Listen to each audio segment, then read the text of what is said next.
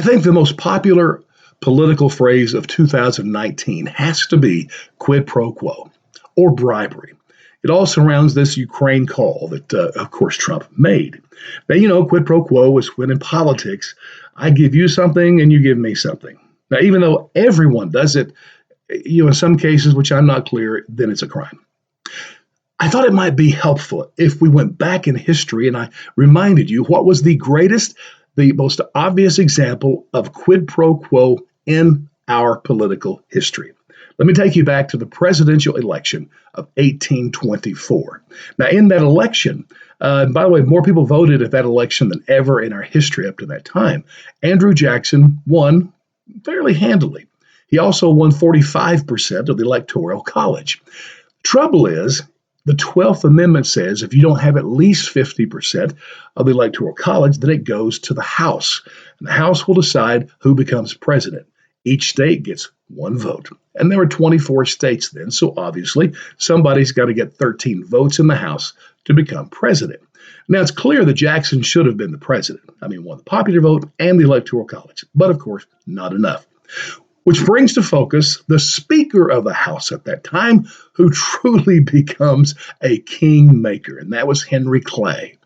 So Clay decides to go to John Quincy Adams, one of the many running for president that year, and he swung a deal.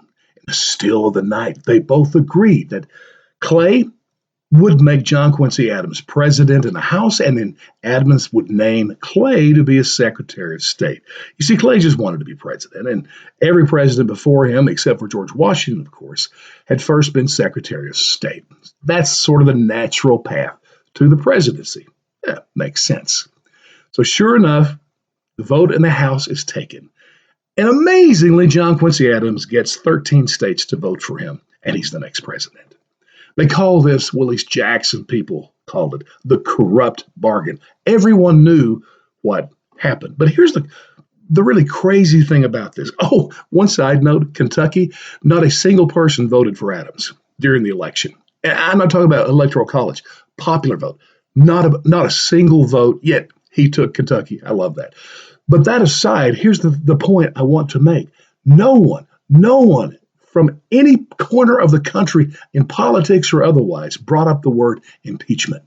It never came up. If there was ever a time, this would be it. The most obvious quid pro quo. But see, here's the point. Impeachment is a very serious thing. I don't think it should even be considered unless there's overwhelming evidence that the president has committed a grave crime. After all the investigations, Mueller, the Democrats, impeachment, there is still no crime that Trump is accused of. We need to drop this mess now.